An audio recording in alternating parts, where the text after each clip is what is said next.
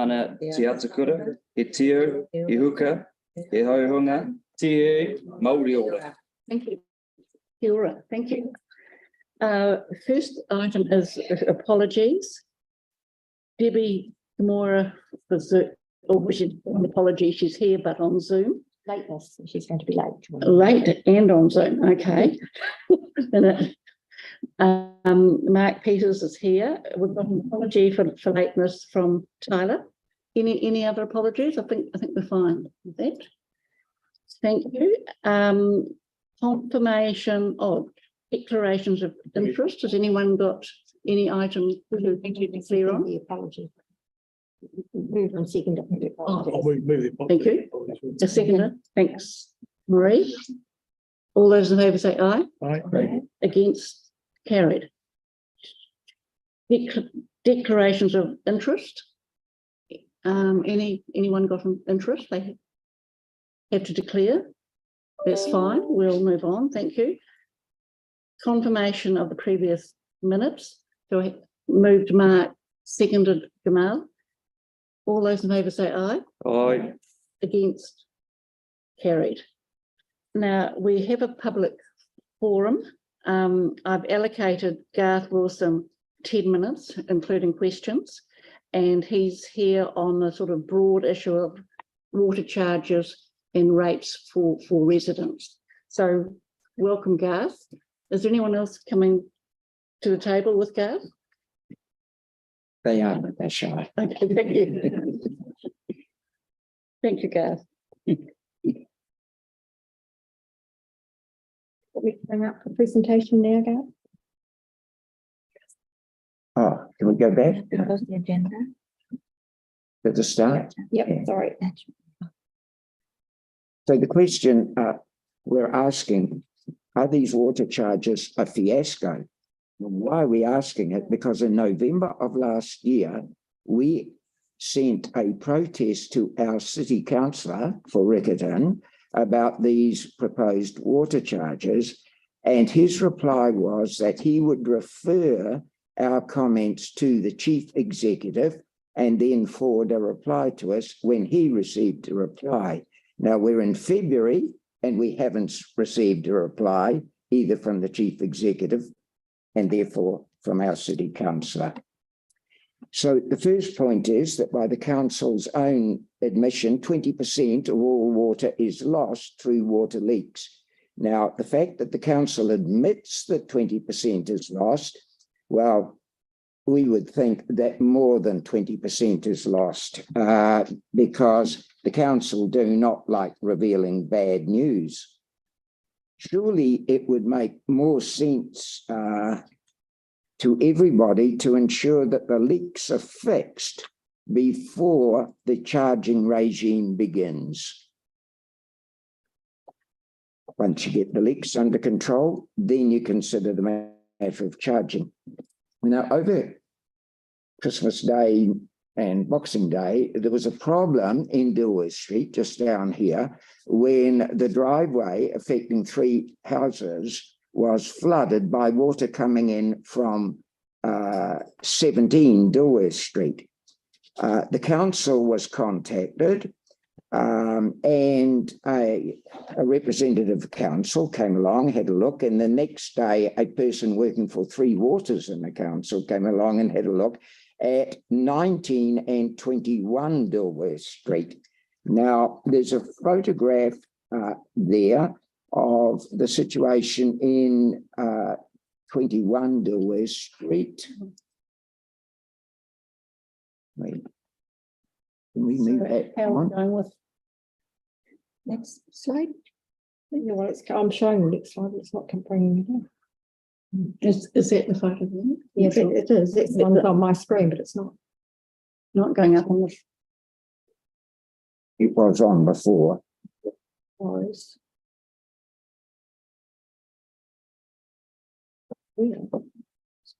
So slide number 4. Yeah, we've got it on the screen here. It's just not going across.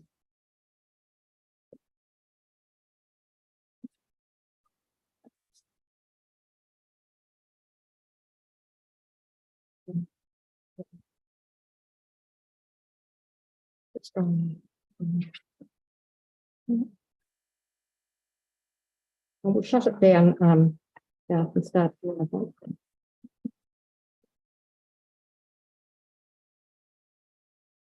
We've got it in our. Yeah. Oh, there we go. Oh, there it goes. Okay, That's slide number. Right. Can we go back to the previous one? Yeah, so. No, the first photograph. that's the first photograph. Yeah, well, so there's the water gushing out from 21 Dilworth Street from an artesian well. Now, one of our members took a photograph, and there's a slight video clip, if you can bring that up, and it shows the force, that one there. If it shows the force with which the water is coming out, it's like a fireman's hose. So this is going all the time, and was going all the time in 21 Dilworth Street. Now, the second council officer that arrived on the scene, he contacted the absentee owner and told him to seal that artesian well. But he did say that there's artesian wells all around Christchurch where the water is gushing and people are able to just use that water free will. It's the same water that's coming, into our houses. It seems completely unnecessary. Okay, so why do households with wells not pay for the water they draw from the wells? After all, these households are getting water from the same source as everybody else. Now, I realise and have been informed by Councillor Moore that there are some legal technicalities about this matter. Yeah, and, we accept what Councillor Moore is saying, but there needs to be some sort of review of the situation with regard to water supply before rushing in to charge some users of water. Now, the water charge is a tax. We're on to the next slide, please. Sorry. Can we go to the next one? Yeah, so this is a tax. And there are canons of taxation, and you will be aware that last year, the Attorney General, Minister Parker, went to Parliament to reaffirm the canons of taxation. And one of those is that taxation must be equitable. Now, these water charges are not equitable, of course, because some people are sharing a meter and they are not being charged. The question we've got is, how could councillors just rubber stamp what the staff advised? This is what amazes us. So the staff advised the council, oh yes, go ahead and charge. You can only charge the people that have individual meters, and the other people can't be charged. So how is it possible that councillors would stay silent on this? And even more importantly, how did the legal division of council not alert the councillors to the fact that this was a breach of equity? So next slide says some dwellings will not be charged if the number of residents at these dwellings exceeds a certain number. Now, our understanding was that it was going to be 8. But in fact, on the radio this morning on News Talk ZB, and it's very interesting, it just so happened the mayor was interviewed about this matter, the number is now 9 rather than 8. And somebody with 8 people in the house complained about this, but why choose the number 8? For example, why not 7 or 9? What's the rationality behind choosing this particular number? It's never been explained why you pluck number 8 or 9 out of the air and say, oh, well, they will have some sort of exemption. How is the council going to ensure that the magic number of residents, whether it's 8 or 9, are actually present full time in the house or the dwelling? How does the council know that they may have 8 or 9 just there for the weekend, or may only be staying for a week? who's going to check up on this? And how much is it going to cost to check up on this? And you see, this policy that the council have agreed to is open to gross abuse by someone not wanting to pay the tax. They say, oh, we've got 8 people in the house or 9 people. And when the council officer goes round and says, oh, they've just gone away for a week, but they're coming back. Now, Mayor Dalziel repeatedly stated that Christchurch has no shortage of water. Now, so we'll just leave aside the matter of commercial water bottling because it's not quite relevant to, what was the point here. Last year, Councillor Chen told us that a very, very small number of ratepayers collectively use the bulk of water in Christchurch. So the question we have is, why didn't the councillors focus on those users rather than impose a tax on ordinary homeowner residents? The Christchurch City Council still promoting itself as the Garden City. They reaffirmed that last year. We are still the Garden City. How can this tax be reconciled with the desire to have a city which wishes to showcase home gardens? Okay, so those are our points that we would like to make. Thank you. Now, I don't think we've got David Hawke here, have we? So I'll allow 5 minutes for questions. Mark, and then Tyler and Andre. 3 councillors. Sorry, Garth. Very good. Thank you. Garth, are you aware that a ratepayer who gets a excess water charge bill can get their property tested for leaks and then work with the council to get remission from that bill? Yes, what was said this morning by the mayor was that there are people that are using, they know, and people rang up the radio station to say they know that they are using in excess of this arbitrary figure. They were the ones basically that rang up. The people who don't know they've got a leak, well, they just don't know they've got a leak until they, go and question that. But supposedly, a lot of the leaks were fixed and they have saved some water, but they obviously haven't saved all of the leaks or repaired all of the leaks. That's one of the things which, we as councils have been informed by the water team that they're very proactive in trying to work with ratepayers. Yes. To get the leaks fixed, and then they've done the job to get the leak fixed, and therefore we can remit the invoice. So it's a proactive system. Not that any of us really, as far as I'm aware, are totally happy with the inequitable status of the invoicing. It certainly is something that I think even this morning Mayor Phil was suggesting that there could be some work in hand to look at reversing this excess water charging so we can get to a more equitable state. So there is work going in the background. The major objection from people is that 2 people can be using the same amount of water. One is charged and the other isn't because they're on sharing a meter with other people. Yeah. And that's all part of the inequity that's being highlighted. And that is really the main, that's the principal objection.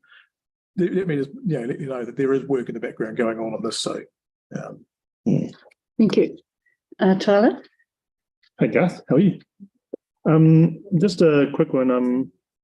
Would you like to send me some questions? I can put them through the office of this year and get them answered. Because some of them, they're actually not bad questions. So if you send them to me, I'd actually like them answered too. And I can put it through and get some answers out of them. Would that sound all right to you? Yes. So Garth's presentation has been loaded onto the hub, Tyler. Cool. So it will be available there to see the whole presentation. Great. Then I'll use those and I'll move it across to officers to see questions. Does that sound all right? Yes. Okay, thank you. Andre? Just on the question, why the council is not focused on those highest users of water. So the amount of 700 litres, that's the top 20% of users. So that's what's being targeted with this excess charge, the top 20% of users. So what would your preference be as to who is targeted? It's not the top 20% being targeted. Who, in your view, should be targeted? The top 5%, 1%, 10%, or no one? As I mentioned to you before the meeting, Councillor Chen last year said there was a very small number of users that were using a huge amount of water in proportion to their numbers. That's correct. So, so the top 20% of users are using 50% of this of the water. Yes. That's the figure. Yes. So with that in mind, if you weren't targeting the top 20% of users, who would you rather was targeted? Or no one at all? Well, personally, we probably need to know why those very top ones were using that amount of water. Are these residences, or are they businesses, or are they people involved in some sort of, commercial operation? That, it is the ordinary residents that are affected by this, trying to keep their garden going. And many of these people, of course, have come from a generation where people took pride in their gardens in Christchurch and made it the garden city that it was. So what about parks and reserves? How do they fit into the system, Councillor? Well, they're not residential properties. Yeah, they're not residential properties. No. Yeah, so they're able to use. Well, council's already paying for the water, and it's through rating. Yes. Yeah. And does that apply to the university?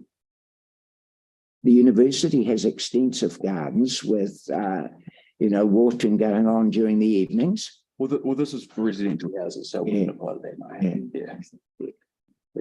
Gareth, I am going to have, I see that David's just arrived. So I am going to have to conclude. Has anyone got one more question they want to ask?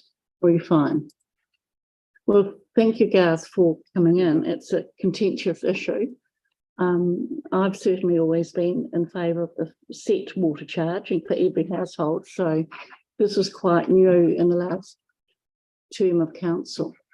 So I think there's probably divisions on council on this, but thank you for coming in, because you have set things out clearly.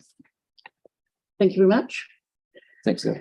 Thank you. David, if you'd like to come to the table. Yep.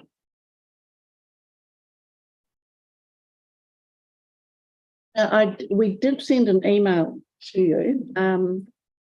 Do you just want to talk to the board about being out more in the community, or do you want to do something on the review into the future for local government as well? Because we could see you next meeting on the future of local government, and our heads may be in a slightly better space for that, because we probably haven't thought much about it. No, that's fine. We prepared on that basis. Okay, so you're just coming in to talk about us going out around the community more. That's correct. Yeah. And thank you. So my apologies for lateness. I thought we started at 5 o'clock and I was being bright and early. Oh. No, that's odd. We've changed our time. Yeah, no, that's cool. Thank you. Yeah, but thanks for the opportunity to speak today. So I'm David Hawke, Secretary of Forsell Residents Association. Normally I'd have John Bennett with me, but he's over on the West Coast at the moment, and I'd have to say he's a very lucky man. So anyway, we're going to return to a topic that we as an association have brought to you before, and apparently you don't normally do that in public forum. But anyway, many of you are either new to the board or new to your roles, and it's on this basis that we're going to talk to you today. And I guess if there's a single target audience, it's actually the new councillors, because they have lots of power and authority. I hope. Not as much as you might think. Anyway, there are resourcing implications for our request and the way we're going to frame it. So I thought a good place to start would be Section 52 of the Local Government Act. And it says that the role of a community board is to represent the interests of its community. And our argument as an association is that to do that effectively as a board, not so much as individuals, because you've each got your own individual way of doing things, but as a board, you need to find out what the interests of the community actually are. And this public forum is a really important part of that. And similarly, the system that you have for running deputations. But to be effective, public forum and deputations are best done in person. So the person who spoke to me before, spoke to you before, talked about having an informal conversation before the meeting started. And those sorts of things don't happen if you're just doing an online presentation. You'd have to say technology is a wonderful thing, but it is always second best. In person always works best. So our request to you is that you rotate your meetings in venues around the 3 wards that you're responsible for. I'd have to say that having all your meetings in Riccarton is a bit of a hurdle for this face-to-face communication, unless you're a Riccarton resident. It's quite nice then, I guess. But I'm not sure whether I've missed out on something here, but you were supposed to have a visit from some night stream Mingi Hotoa students. That's right. Yep. And well, why are they here? They pulled out. Have you got any information, Faye? Yeah, they didn't have their presentation ready. Right. Okay. Yeah. It's again for them. Why do they have to come from night stream to here? And we had a similar thing last year. Just one of the meetings we came in on. There was the Huratini Youth Council, again, a Halswell bunch of kids, and you bring them into Riccarton. And it just isn't, there are lots of other examples as well. But one of the things that conversation we had a wee while ago, really made us realise that these meetings in community venues actually takes a lot of time, staff time to organise, and you can't just add it to their workload. One of the things then is where the city councillors come in. And so our challenge to the 3 councillors is to organise it. So we look forward to it. Thanks very much. Kia ora. Kia ora. Question from Mark and then Andre. Very good. So I certainly hear what you're saying and wholeheartedly agree that we should be getting out around the wards. Thinking of your Halswell ward, I guess Te Hapa would be potential location to take us to? No. No? No. One of the things that you've got to have when you go to out in the community is the audio-visual side has to work. Yes. I'm afraid it's not reliable at Te Hapa. Okay, that's good. Cross it off. True. Okay, well, Yeah. I guess crossing off Te Hapa, what about Ngā Punawai in the boardroom there and opening up the space? Yeah. No, Punawai's, well, give it a try. And I think as a board, you did do a meeting there at one point last year. Don't know if we've done a meeting there. We did a briefing there. Never been. Yeah, I think, yeah. Okay, so a briefing. And that's really cool. I'd have to say Ngā Punawai is it's a bit marginal. It's not being unkind to it, but I mean, to us, I guess the venues that we would say would be schools, because schools have audio-visual equipment that works because it has to, and it's same sort of technology if you go from school to school to school, and there are lots of those schools scattered through your 3 wards. Okay. Well, could Thank we get some staff advice as to how we can look at moving these around a bit? Okay, thank you. We will do. There's And implications for night streaming and Andre, you had a question? And last time we had a community board meeting elsewhere was at Night Stream School, which was great, but there was maybe 1 or 2 members of the public there. So if we advertise a community board meeting, that in itself doesn't necessarily draw people along. So what could we do, in your view, to encourage people along, whether it's making it issue-based or whether it's before or after a meeting on a topic? What could we do to properly activate it, if you will? Yeah, I think people have to get habituated to it. So it's a regular event in that particular location. So if we'll say Night Stream School, which is where you had the one that you were talking about, is to go back to Night Stream School on an averagely regular basis. And that's, and my recollection of that meeting is it was really, there were quite a few people there, but it was hard to separate out the locals versus the people from outside. Yeah. I think one of the things, it's not it's not a silver bullet sort of situation. And one of the things that we do talk about in our submission on the local government reforms is the need for council as a whole to get more out into the communities. And that, you know, that involves staff doing engagements and that sort of thing as well. So it's part of a big picture, I think. Good answer. Okay, thank you. Anyone else got a question? Just a comment. Tyler called a meeting with 5 residents groups a couple of Thursdays ago on a certain topic, intensification, and every group came and each had 3 reps there. So that issue-based works, I think, but you have to have an issue. But it was successful, wasn't it, Tyler? Yeah, very. Everyone spoke and Yeah. and views were taken down. Yeah. I think that if you take the Unite Stream School people as an example, it just makes it so much easier for them. So they had an issue, and there's other issues in that area as well. It just becomes so seamless for them. They're in their familiar space, and it can be used for educational purposes as well. It just, that issue works really. Yeah, you're right. Yeah.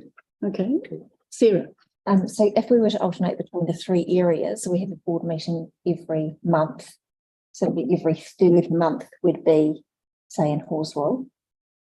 So would that, if you've got an issue, would these people be willing to wait potentially 2 or 3 months to attend the local meeting rather than coming to the next meeting? Yeah, I don't know. It's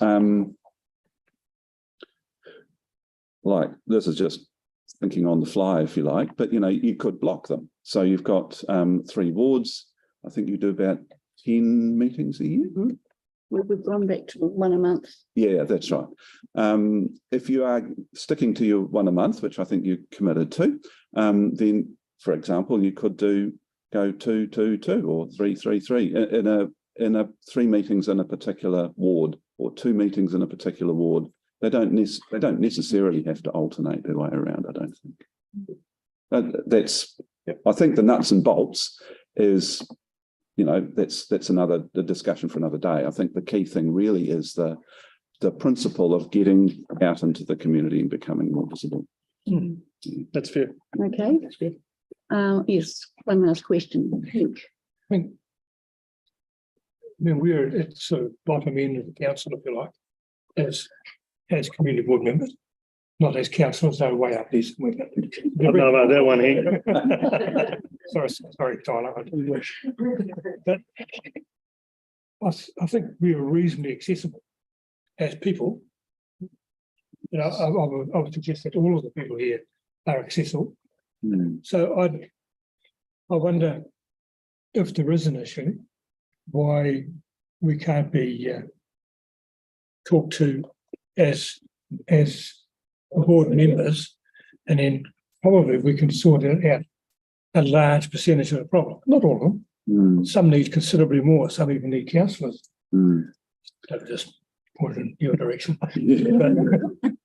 But I think, you know, accessibility to me is more than 2 meetings in a year. You know, it's got to be.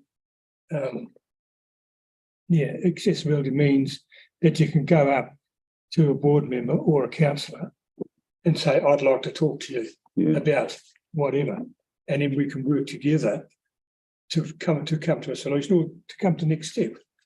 I'm not convinced that moving us around, although it'd be quite fun to see different areas, but that would necessarily increase our availability. Yeah, I think I would say that every community board member that I've known is available and accessible. I think, you know, that's fantastic. Yeah. I think one of the things, though, is a lot of people don't actually know how the system works. And a good example of that would be in our family. So we have our oldest daughter did a 4-year politics degree. She understands how the system works. Our youngest daughter, university graduate, but she chose health area. We're a very political family. She doesn't understand how it works. And so, you know, to actually approach a community board member, you have to know that they exist and what they do.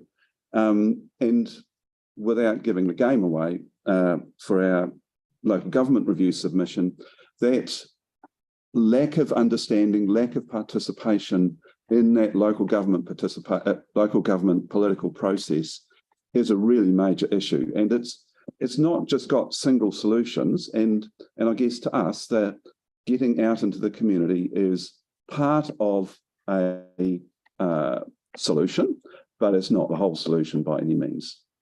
I think you're right. I think you're right. Not the whole solution.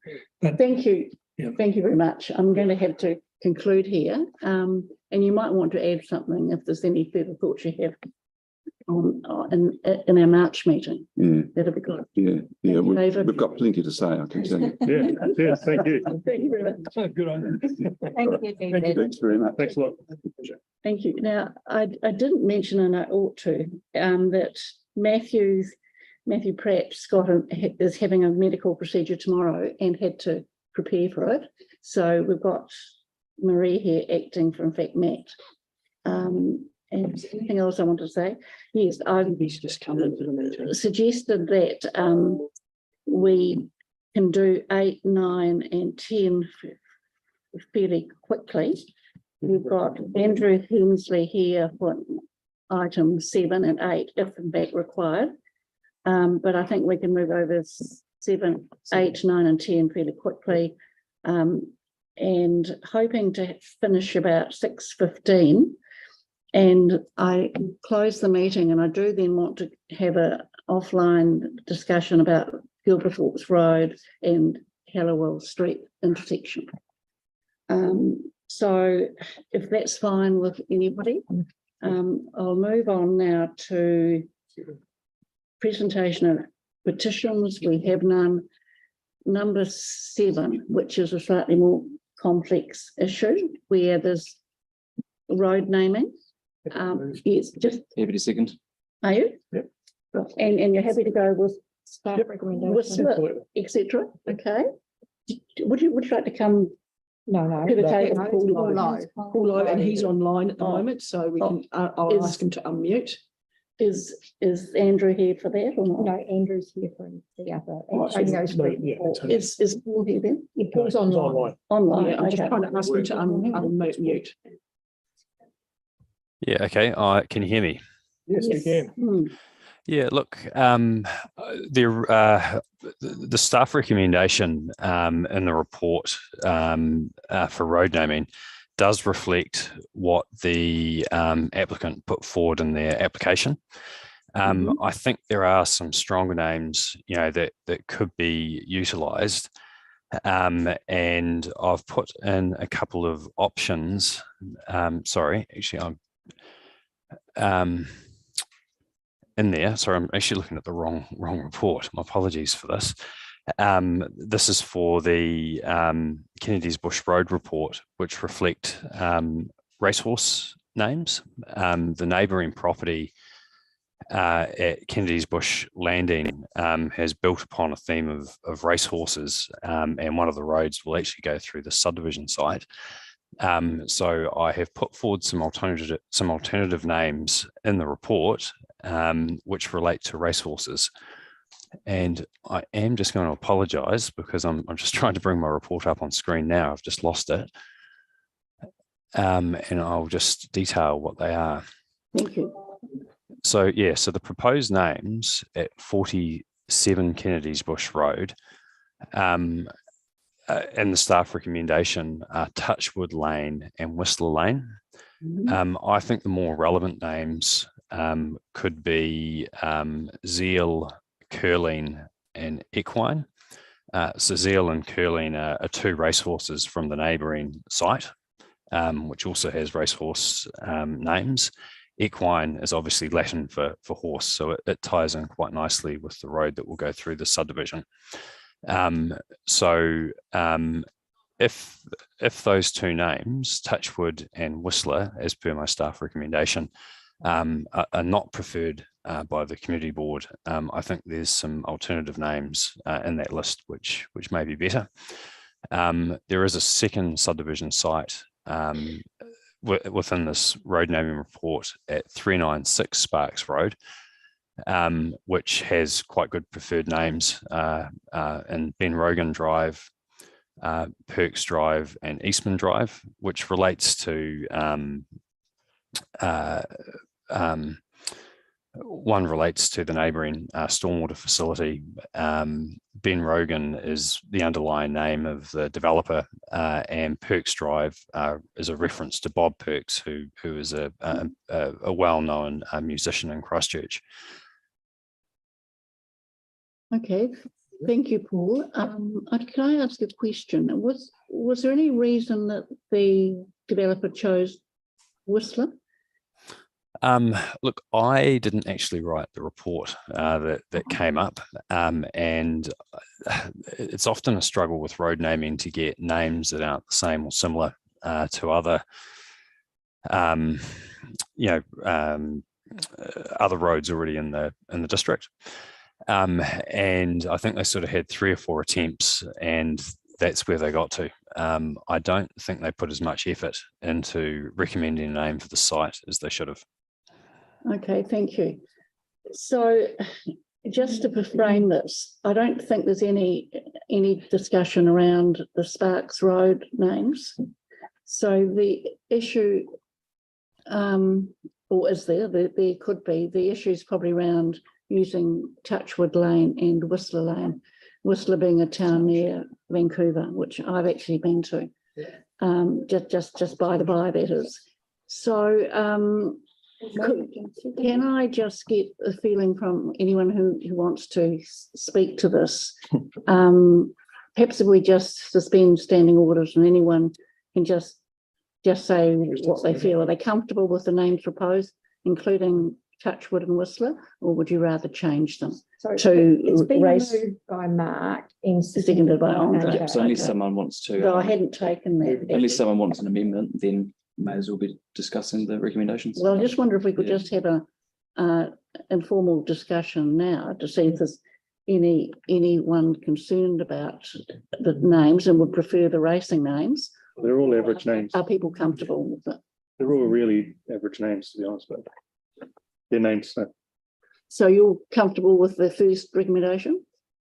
Or you want to change? no, I'm good. I'm good. You good? Just want to note that that's just. You're fine? Yes.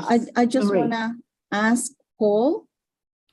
Originally there were 3 alternative names. Have those been dropped off altogether? Baldwin Lane, Bushwell Lane, and Knowledge Lane, that was in our draft agenda previously. Yeah, so actually they were cut out of the report. They're still available, although they're not currently in the report.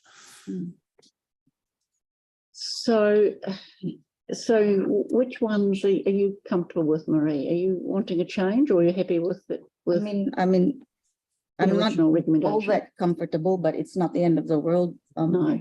No. Is anyone wanting to change the recommendations or amend the recommendations? If no one is, No, then to the vote. Okay, so let's go back to formal. Debbie? Sorry, He's asked to speak. Debbie's asked to speak. So if you'd like to move the recommendation, Mark, Yep. which is the original one, Touchwood and Whistler. Do you want to hear from Debbie? No, Yeah. she'll speak in a minute on it. And Andre, you're seconding it. I've seconded, Yep. yes. So Debbie, do you want to speak to the formal recommendation? Oh, I just want to support the recommendation. Very good. Okay, that's fine. It's a vote. Okay, We want to. I just want to make one comment, yes, and that's where I think the previous term of the board, we'd actually had a discussion at the meetings about bringing in more Te Reo names into street names, and that would certainly be something to look at going forward. Perhaps, I don't know, are you still online, Paul? Yeah, I am. Probably we've got to around about 40% Te Reo name applications with Te Reo options in them now. We have just had an issue over the last 6 months and not having a cultural advisor available to assist us with clearing some of those names, but we've got that system back up and running. We also have a challenge as well in that Runanga won't always offer up names for road naming. They're not always, the impression I have is they're not always willing to gift a name to a development. So it's up to the developers to come up with names themselves, which can create a bit of a challenge, but we've got a system in place, and I'm of the view that we're starting to get a good number of te reo names through the system at the moment. Thank you for that. Okay, thank you. Anyone else who wants to speak formally on this? Okay, I'll move the resolution. All those in favour say aye. Aye. Against? Carried. Thank you. Thank you. Now, Thank you, Paul. Antonio Place, and if you'd like to come to the table, I think we can probably move this along fairly quickly. Thank you, Madam Chair. Yes, if you'd like to speak to us briefly on what's proposed. It's just a very minor matter, but quite an unusual one.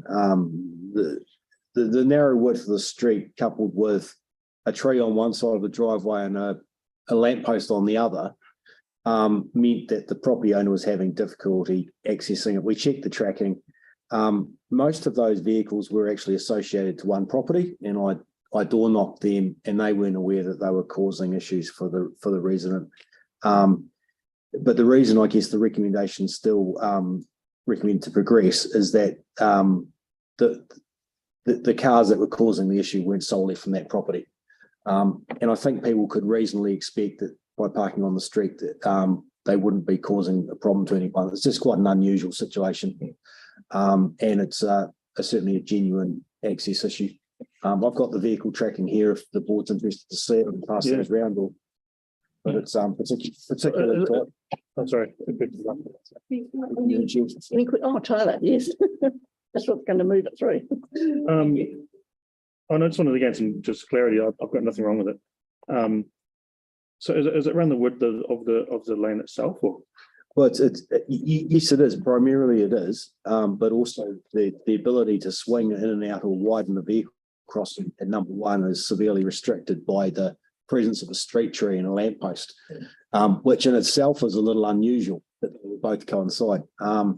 Also, there is that recessed parking bay outside number one as well. It's quite, I guess, an unusual subdivision layout. It's been there for quite a number of years, but it's probably another example of some of the ones I'll be working with the subdivision team on to try and eliminate in the future. I see there's been a few over the years that have come to the board, which are actually requests for yellow lines to enable access. Yeah, that's what I'm thinking about in terms of future, future proofing, I guess. It's certainly not a case of any issues of neighbourhood dispute. In this case, it's one where people who park on the road weren't even aware that it was causing an issue. And it's not until you probably visit the site or try and drive in or out yourself you'd be aware of that. Of course. Yeah. No, that's cool. Okay. Any other questions? Thank you. I'll actually, have we got a mover? Mark on Andre, seconder. Sorry, Tyler, next time. All those in favour say aye. Aye. Carried. Thank you, Andrew. Thank you. Moving on to the executive committee. There wasn't a strong interest in meeting Simon, so I'm planning to move that we I'll move that we vote for Simon as our person on Zone 5. Second. Thanks, good. I've got one. All right. Any discussion? Okay. All those in favour say aye. Aye. So that Sorry, Carried. That's right. So that was a majority vote because I was wanting to vote for somebody else, but does. Oh, did you? Oh, did you? Does it matter though? Like, sorry. No. You're welcome to. Yeah. Look, we have the discussion now, but it's a bit. No. It doesn't matter because the majority's voted. Okay. But you can vote no to our vote Yes, on you this can. vote. Sure. Yeah. Okay. So do you want, Sarah, you can have your vote against recorded if you wish. or abstention? Not bothered. Okay. Thank you. Thank you. Sorry, Sarah. I just rushed That's fine. that one through. Thank you. Now, the funding for the two community groups, the Bhutanese Society and the Oak Development Trust.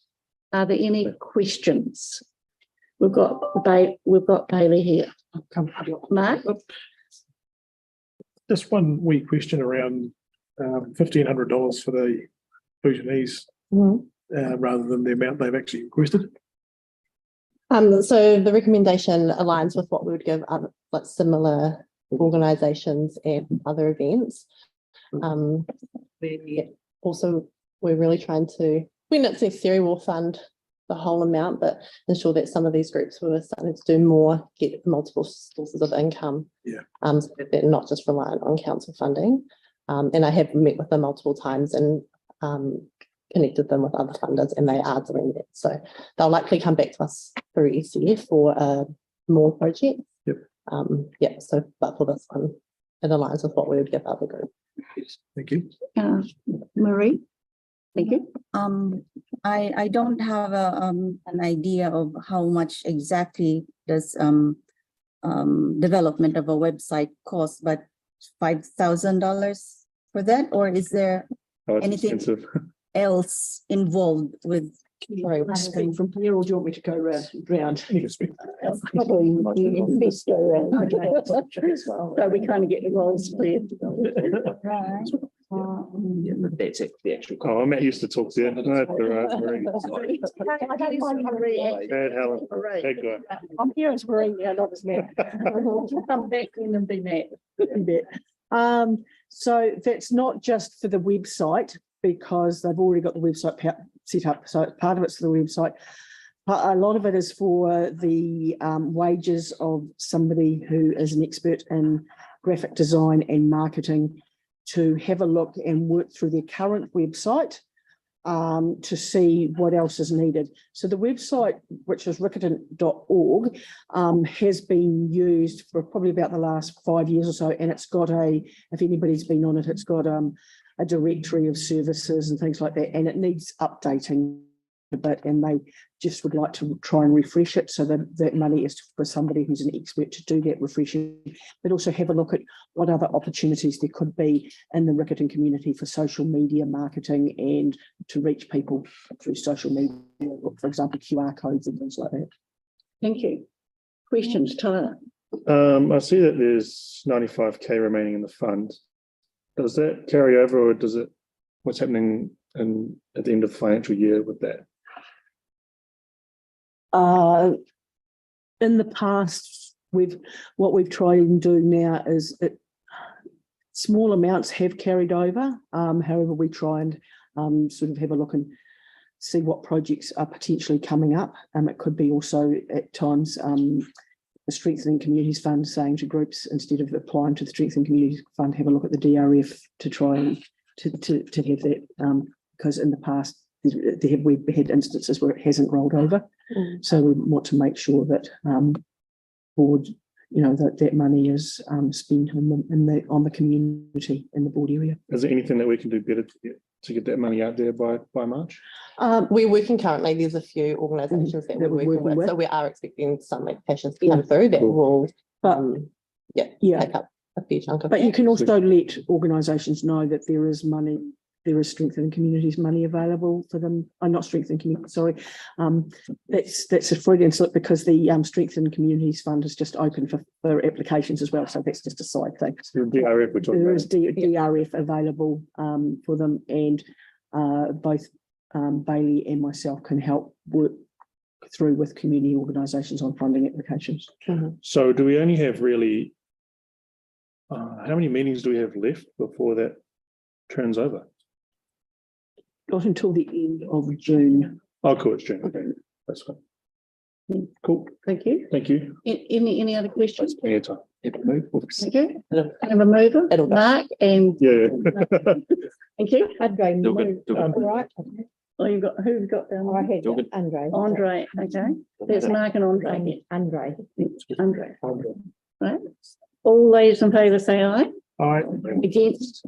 Carried. Thank you. Now the area report. Back acting for Matt, are you, Marie? I am. Good. I can. Yeah. Okay, thank you. Easier. So if you want to just touch on the issues you think are critical? Well, I think it's out there. It's largely a summary of activity in the whole area over the last, well, a bit longer than a month actually, because it goes back to December. So over the Christmas period, what's happened and what's coming up, and plus the advice that's come in. There's a little bit about consultations ongoing and current. So I'm happy to take it as read and answer any questions if you've got one. Right. Any questions? Yes, Mark. Yeah, just picking up on the Seymour Street traffic volumes. I see that we've basically got advice coming back saying there's no real problem there. I did notice some comment in the community around some of the signage of the heavy vehicle restriction, and whether that might be potentially obscured by vegetation. Are we able to perhaps look at staff making sure that those signages are visible clearly so that there's no problem there? You can always encourage community members, if they do say that to you, to do a snap sensor to get that cleared up. Are you wanting us to take action on the vegetation? I can look into that, because obviously the staff have been out there and done the speed counts. I'll see whether they check vegetation and have we checked with the police? Are they enforcing it? Well, there's a comment that that staff have been in contact with the police. And what's the response? I haven't had a response. Oh. Well, perhaps if I write to them. Give them a chance, though, to come back to staff. Because I was there when we put these traffic restraints in, and I think it's quite a lot of heavy vehicles actually a day. And it doesn't, 8.8%, I think it's quite a lot. Personally, it's not good. You might have this odd one going through, but I don't think it's good to have that percentage. It means they're kind of doing it in spite of the traffic restrictions, I think. Okay, so look. Well, I think they're saying sort of. I think if you might ring the police and see if there's any response, and if not, I'll write on behalf of the board. So is there anyone else who wants to comment on anything in the report? If you want, Andrew can make a comment on those heavy vehicles from us. Okay, Andrew. Thank you. I haven't been directly involved in this report, but I noted that Galpham in the report mentions, I guess, one of the issues with the heavy vehicle counts that we're experiencing now, and that some of those very larger utes, like certain configurations of the Ford Ranger and the Hilux, now trigger the heavy vehicle count data. So although that count data may seem particularly high as a percentage, I guess there's heavy vehicles. So I just take some caution at the moment. I think we're going to see a lot more of that. See the big Ram utes as well that are around now, and those other GM products. So they won't all be trucks, but they are classed as heavy vehicles collectively. So they're just cars that people are using for trade or whatever. Yes. We are able to break the data down further to the configurations of axles and things like that. But that's why that summary may seem higher than anticipated. Okay, thank you. I think Galpham has suggested here that if he's approximated that when you take those vehicles out, the percentage falls down to 2.6. Of true. Very good. Any comments or other clarification on the heavy vehicles are particularly noticeable, aren't they? Yes. I mean, if a Ford Ranger drives past, then it's just another one. Yes. But if a dirty great big Arctic drives past, then everybody notices. So 2.5% doesn't sound a lot, but how many actual trucks is that? 67 per day.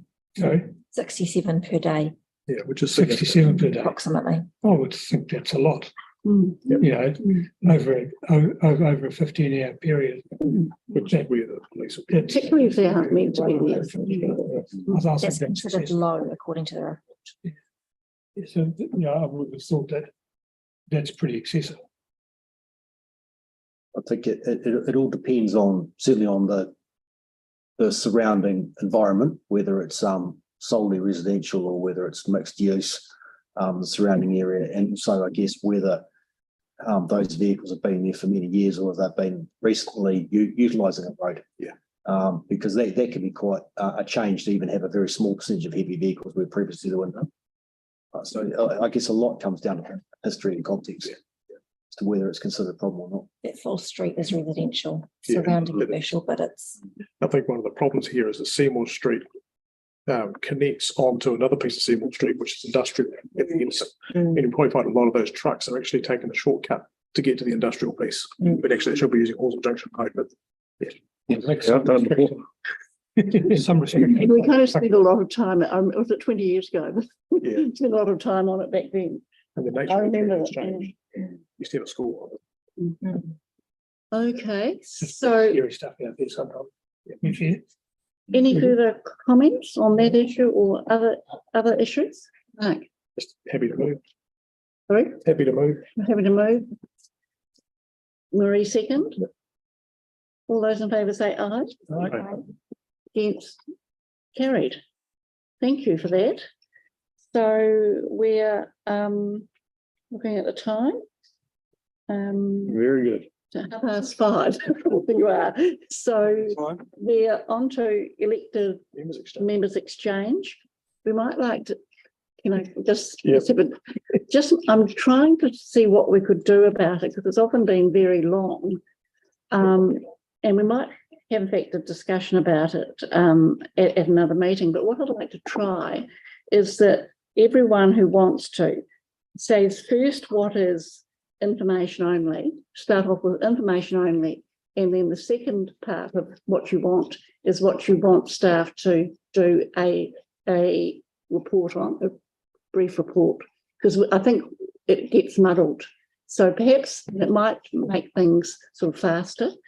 And then once we've done that, I do want to then have a discussion on these other two issues offline. So who wishes to start? Put a timer on us, Simon. 5 minutes. Marie? Just for information only, I've got two items. Thank you. One of the Halswell Residents Association meetings, we had Prawindra who came to us saying about that they had money or funds from the Rotary to for the Halswell River, because there's some issues with the Halswell River pollution and all that. And if somebody could, lead something project about the Halswell River. So the Residents Association suggested that he talk to Anne Galloway, former councillor Anne, and see what she got up to with that.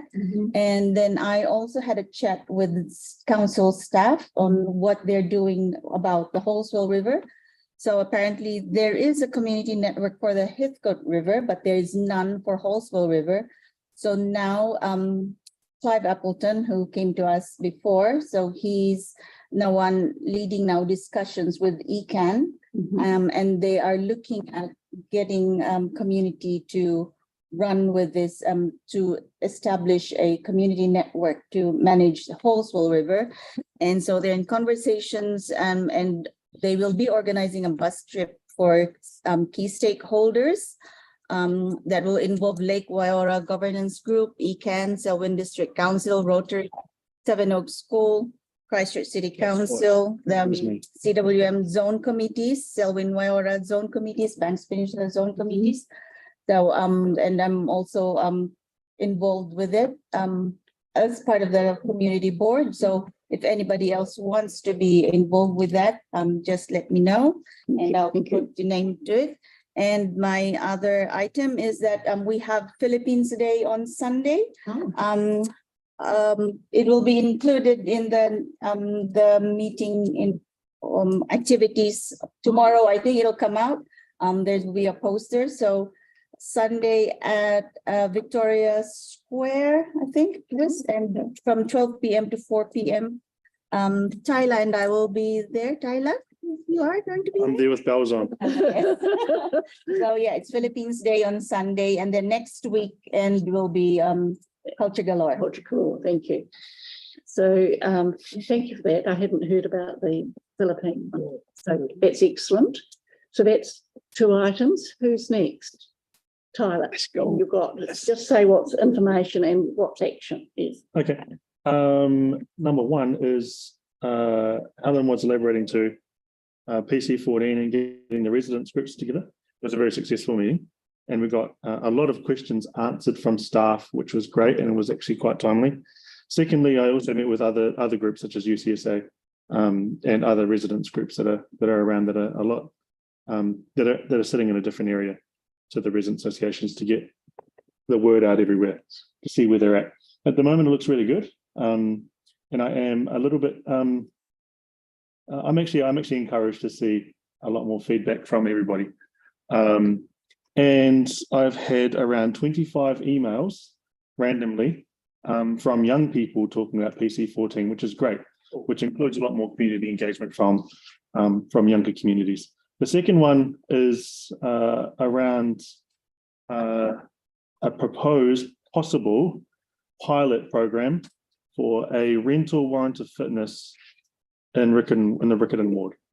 At the moment, UCSA, Anglican Advocacy, and a couple of other community groups are really interested in it. And how that looks is still to be seen. But one of the things I want to put to staff is talk to them about it and see what we can do to meet in the middle and see how we can make it work out. Because at the moment, one of the big issues is, particularly in Riccarton, is not just PC14 intensification, it's livable housing in neighbourhoods and making sure that the housing is nice and warm for everybody to be able to live in. That's not just students, that's everybody across the ward, including the Harrington area, including up here, everywhere else. So that goes into one of the other priorities.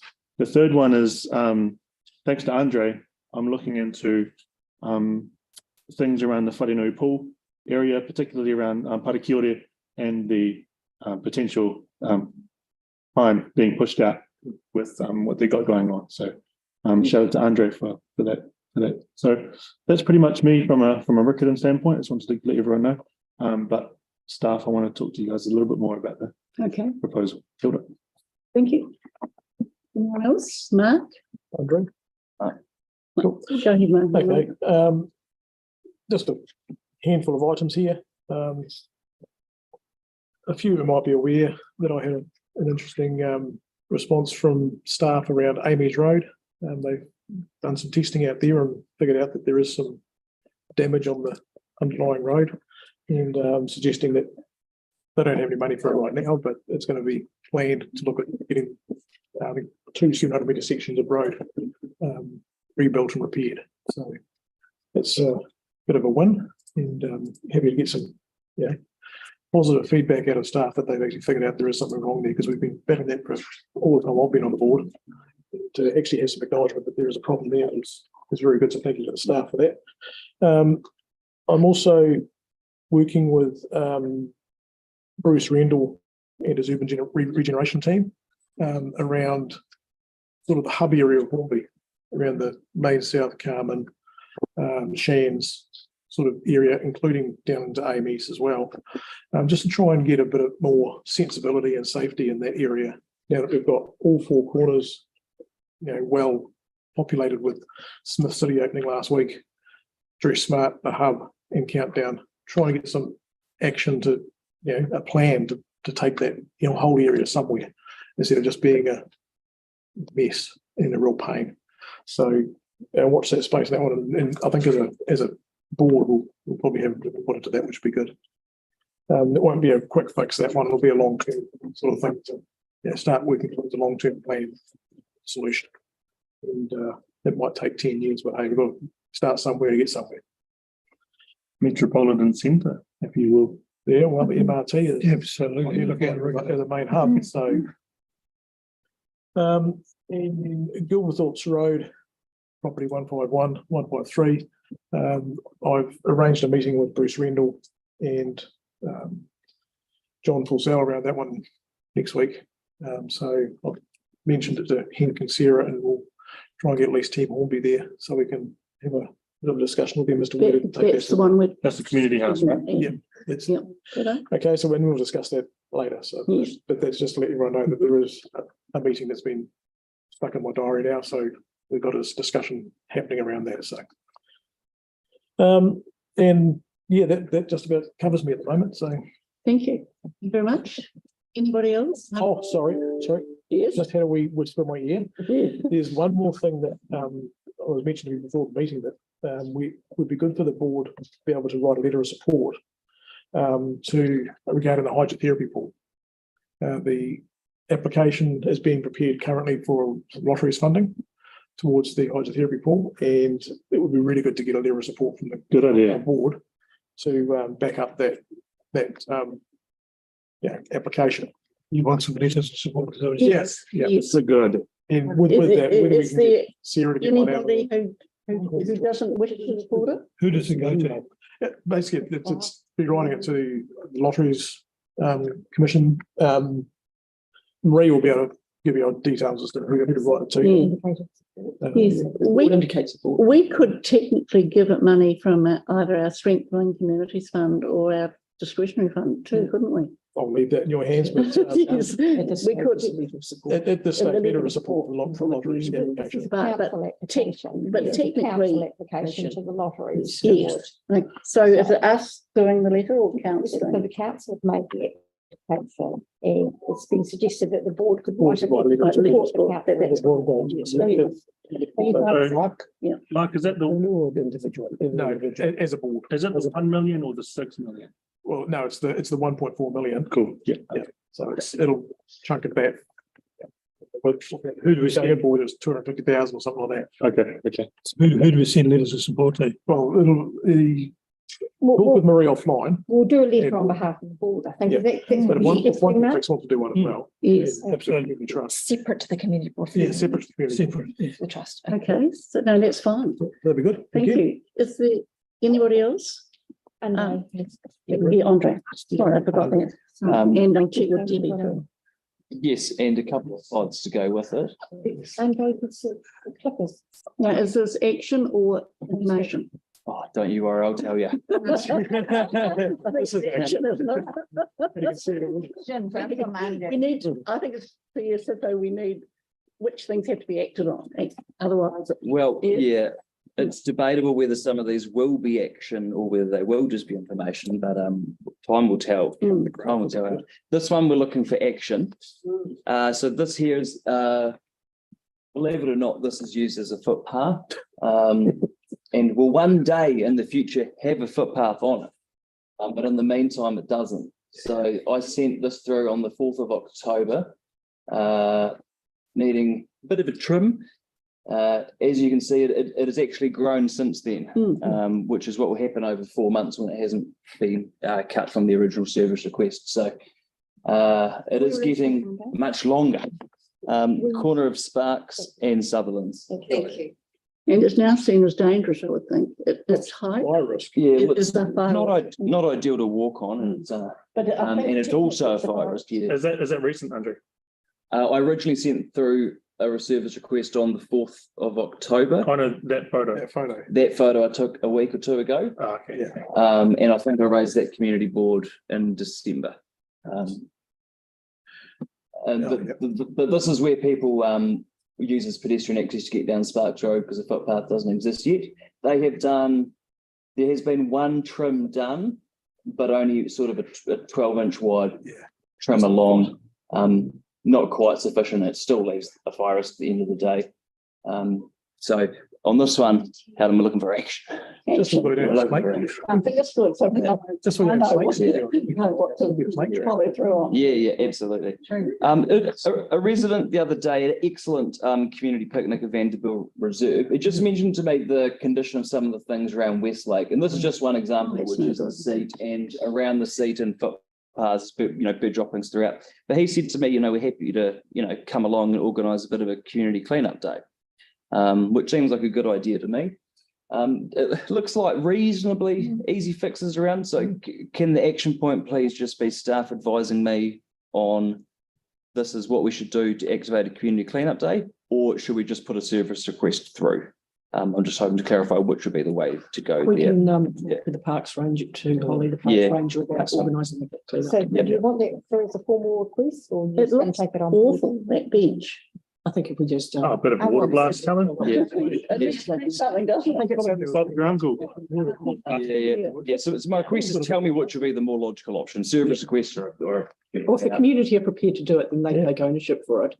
And so it's stronger ownership by the community. I'm mindful that there might be some equipment that will be needed for some of these things, but Well, yeah. particularly Particularly, it's just a little rough. So seek staff advice on. This is information. Now, you may remember the Hurutini Student Council a couple of years ago, and they were coming to us about signage at Westlake, particularly around not hurting the birds, not feeding things they shouldn't. I'm not sure if we ever saw those signs here at Community Board, so I snapped a photo of them yesterday and brought them to show you. I think they're great. This is one of them. It says the most endangered gull in the world. And there's the other one. They're gonna feed the ducks. Can I say something about that? Yeah. Because I always, almost every day I walk around that lake and it's only, I think the other day that I saw that, please do not feed the ducks. I've been looking for that and it's only at one place and it should probably be scattered around and also in different languages. So what I would say to you is it would be great to have more of them, but just these, I think 3 took a good year or so. Yeah. So just keeping that in mind. Right. Start now. But yes, and more would be good, and they've already got the design and In different Student Council languages. did a great job of them. Just thinking, could we put some money out of our DRF towards getting more of them? Would that help? Not now. No. We'll Still have 94,000 available. Parks, We'll talk to Parks and see what's in. because Parks were involved with the Heritage Council at the time, so I don't know whether they had any plans to go on or. I don't believe so, but so there was an action point as such. That was actually for information on what I think is quite good signage that is since there. The Tukuru signage around dogs. And no, well, when I was last there recently, No other there signs was were there. So that is the action point I'm looking for. There's a lot of dogs off leashes, not under effective control around Tukuru. There's native wildlife there. Did that go through as an action last time? I think I've raised it as an action point a couple of times, one at a briefing, one at elected members exchange. But if we know it's action, we'll put it down as action. to be honest, it's one I'm probably going to keep raising until they're there, because when people get into a habit of letting their dogs go wild around a facility like that, they will get in a habit, and when signs go up, they will not notice the signs. So they do need to be there quite safe. And just a final point, it's not really an action point, but because it has been one for some time. So Quace Road will be closed for about 6 weeks or so for work that absolutely needs to be done. But it's something that, once again, elected members have never been notified about. This is example number many over the last couple of years. I tracked back as to how many start work notices I've had in Halswell for things like road closures. I think I can only find about one over the space of a year or more, and there's this type of work happening all the time. It is frustrating that elected members aren't notified of road closures or busy roads for 6 weeks in the year. It just seems bizarre to me. And until I have raised this with the Office of the Chief Executive as well. And it's a little bit stubborn, but I'm going to keep raising it until we start getting the start work notices. It's really hard for us to communicate with our community if we're not notified of road closures, which affects hundreds a day, but only 4 or 5 people will get a mailbox drop. What's the reason they give that they aren't notifying the board? I'm not able to get a reason yet. The only thing I've had back is saying that they just notify the people directly affected. So in this case, it's a semi-rural road. So there'll be maybe 4 or so letterboxes that get notified. No one else. Hundreds or thousands use it every day, but only 4 people get notified. I don't get informed. We could be notified. Council don't get informed. Email to our board manager. One question I've got. Have you got do those start work notices actually exist? Well, Or they're not doing it, so we notices for them. they exist because there's a Yeah. start work notice that has gone in Here we go. 4 letterboxes. But that start work notice at the same time didn't just get emailed through to the relevant elected members for the area, which just seems bizarre to me because I can then communicate that with thousands of people at once who use that road very regularly. So I haven't been given a reason why it's not happening. I'm just trying to get it happening. Yeah. Okay, Andrew, is there a reason that doesn't happen or? I need to clarify it by saying I don't work in the maintenance team. Okay. And this is different than a capital works job or something like that. But I think off the top of my head, there's generally 3 types of groups that arguably could or should be informed of these things, depending on what the project is. One is those property owners and occupiers immediately affected on the road. The other would be sort of like more broader comms for the wider community, the road users, people who may pass through or have an interest in that particular location. And the other, I think, is around other staff and elected members. So kind of almost like that internal comms type thing. At the same time it goes out. In this case, I was aware of the works informally because I've done recent works at Murphy's Quaifs section to try and improve the delineation signage. And I also noted the state of it, and I'm aware that there have been numerous, fairly numerous tickets in recent times because it appears it deteriorated quite rapidly in that location. But I think the question would be around to what extent is all those 3 groups I've mentioned informed, and in what situation? Are you able to do anything about it, or should I bring it up at the chairs forum? So there is a website though, just to see, there is a council website that shows works in your area that anyone. So I could check the website every day Yeah. to make sure that nothing has popped up, or when council issues a start work notice into several letterboxes, they could also issue that into an inbox at the same time and get that communication out a lot wider is the argument I'm making. And it would apply to every board, wouldn't it? Yeah, absolutely. So look, perhaps are we able to ask for that to happen?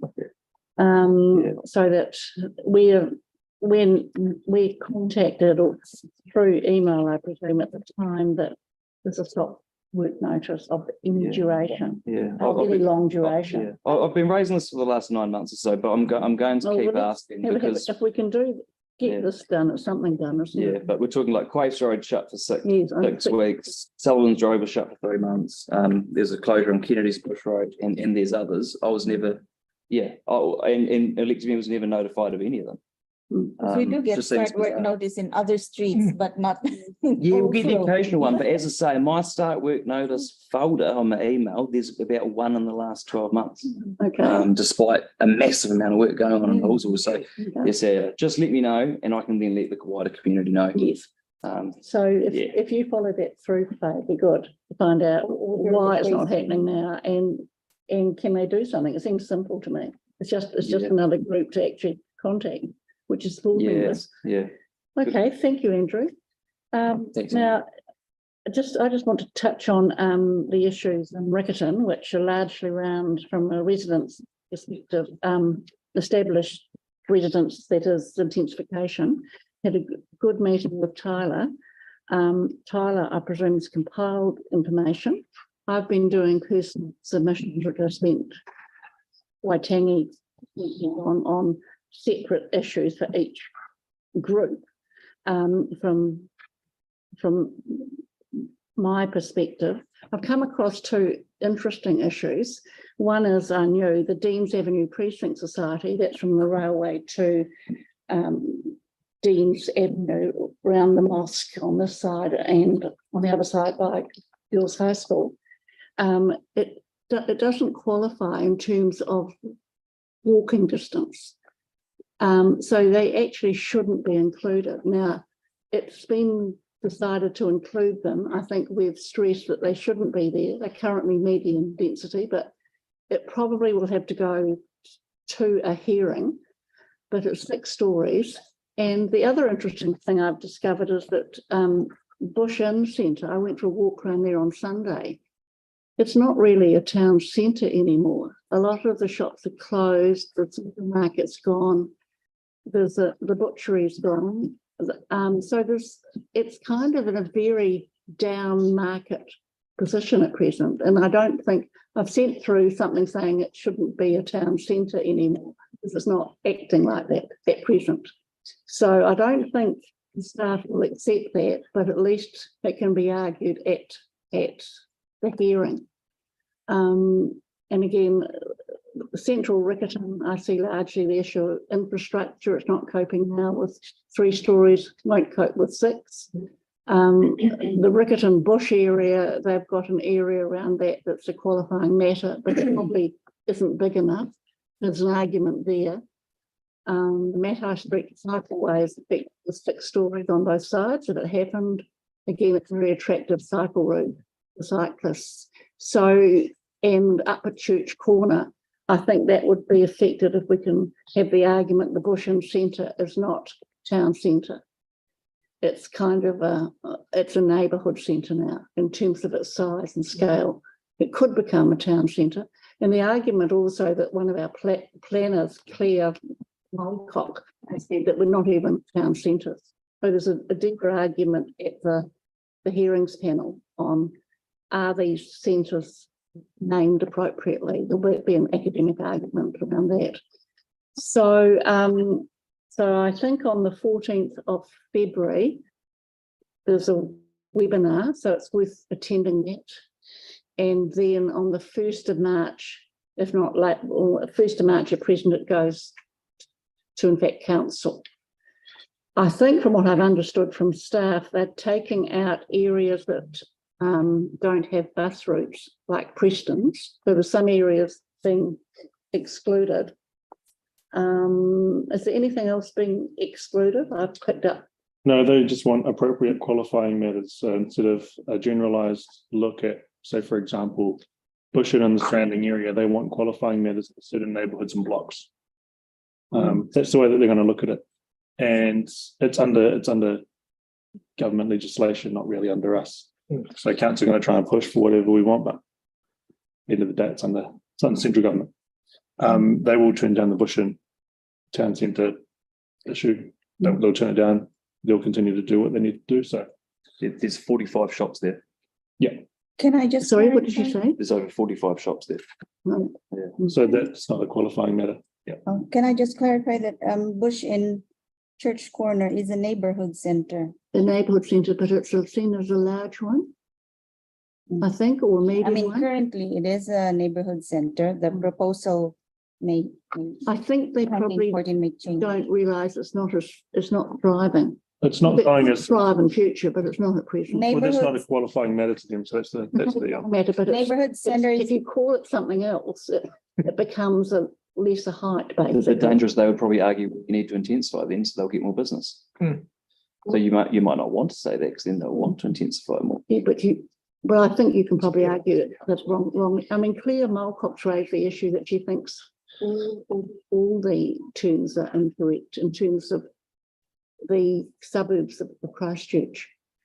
So I think it's really important that we're quite strong on this at council. And I've spoken to Tyler because I know the students might have a different view, though I've spoken to students. And look, I just go back to the past. I think one of the things that people need is the State Advances Corporation back again, which was a lending agency at a low interest rate for first homeowners. There's all sorts of things that could be done, in my view. But this sort of intensification of Riccarton, I think, is quite destructive. But we shall see. So do you want to add anything, Mark or Andre, on Horsell's not so affected, is it? By you've got a potential intensification. Well, the higher density, a lot of that zoning is a newer part of Aidenfield, which you wouldn't go bowl a new Aidenfield home that's worth over $1 million, right? So the zoning will mainly be around the countdown development, which It's a new hub. which in my view would make sense for high density, whereas it would make less sense building 3 stories in Oaklands than it would 6 stories right by Countdown Hills Road, for example. But yeah, it's a small zoning though that affects Hillswood. I mean, if we were successful at some point, it'll be through the hearings process and arguing that Bush Inn is wrongly nominated. I think, and it shouldn't be including the ethnic restaurants. That's a separate. Then, in fact, the people at Church Corner would probably not be zoned high density. I think there's quite an argument to make, and I think we might get applications from residents groups to employ town planners. Because I actually think they've really got that. Having two so close together is unusual. And I think if Bush Inn was thriving, there's no argument. It's quite. I don't think anything about this is usual. I think everything's unusual. This is future thinking. And it is a change. It definitely is. But it's unusual having, you've got the city centre, then Riccarton. I know how that happened, and it's not a good way it happened. And then you've got the Bush Inn. Most cities haven't got 3 largest shopping centres so close together. I've lived in Wellington, the central city was further out. Yeah, Mark, you were going to add something, right? Oh, I think it will be fascinating to see the response to the webinar that staff will put on. Yes. Because they have worked very hard to, get some qualifying matters that hopefully will make some significant changes in restrictions around the city to protect things like our sunshine hours. That's significant. And they've paid attention to Riccarton House and Bush too. Yes. There are certainly some changes being proposed. I'm not entirely comfortable with everything that's being proposed around Hornby, but hey, that's an argument for another day. Are there other qualifying matters which are coming up? I mean, are there other big issues? I mean, I just had a casual conversation with staff, but they say people outside bus routes are excluded. Like Preston, they say, it hasn't got it. You will find out on March 1st.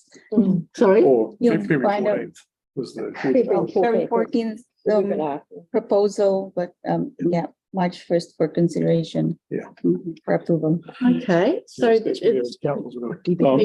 Marie, did you? Did we want to? I've got Debbie. I'm going to have to move to Debbie. Debbie, you wanting to have information or action? Debbie, you there? Sorry, I haven't got my hand up, Helen. Okay. I thought it was just whether she had any information. Okay. Okay, that's fine. So just thinking about Marie, did you want to update the public about Sockburn Park? Yes. It was a really good memo. I flicked everybody the email about Sockburn, so you'll recall when you did the tour there, and a couple of the things that you mentioned were the chain across in the bollard, the state of that front fence, the broken fence, that patch of seal where the Orion boxes were. Very happy to report that our park ranger Holly Whittaker has done a bit of work there and trying and advocating. So there's some stuff going to happen. So we met down there with the Early Learning Centre. They're happy to hold a key, so going to put a bollard in with to shut off the car park, do some cleaning up around that outside with those outside fences, take down that mesh. We'll have a look and address that mesh fence. It might be that there could be some other options for fencing there to stop vehicles going down, and just do a bit of a clean up around trimming the trees and bushes from a SIPTED point of view to make it look a lot open. So that is a start, and also possibility of some community plantings in the area. Those are some things which are great. Yeah, it's good. Great. Talking about Sockburn, I got a reply back from the Office of the Chief Executive around what's being proposed around the old Sockburn Service Centre site. And what I can tell, the area that's fenced off around the old service centre site is actually being retained. It's just got water infrastructure in it. So I think we might need to ask some more questions around perhaps getting that tidied up because it's a real eyesore behind that fence at the moment.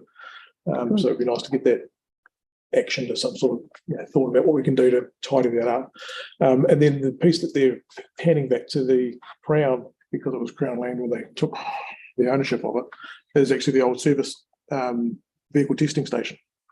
So that's going back to Crown for Crown to do what they want to. So niggly, they practically got rid of a forest there. For tender, and that's so niggly. Yeah, so we I think as a board and as residents, we need to perhaps ask some further questions around, okay, you're holding on to that fenced off area as water infrastructure. Can we at least have it tidied up and do something nice with it rather than just leave it as an eyesore? Did they mention anything about future plans for the site? No, they just basically just mentioned that they're retaining the piece that's currently. We did get some advice on that, I think, last year at some stage, didn't we, about that area that was being retained, and they were going to naturalise. Rationalise a stream. Yeah, stream through it. So ironic.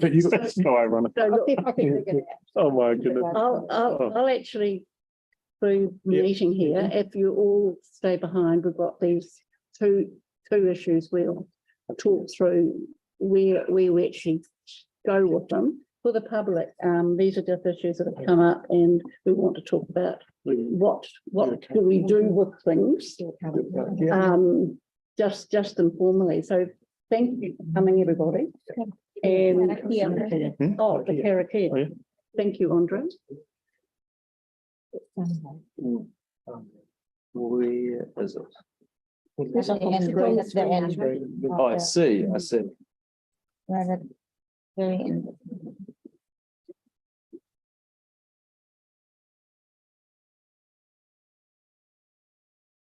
Una here, ki te uri, tapanui, kia watia, kia mama, te nako, te tintina, te wairua, I te ara takata, koera I ronga, whakaraira, aki ki runga, kia tina, hue, tai. Thank you. Cool. Thank So, Andre. you very much to the public for attending.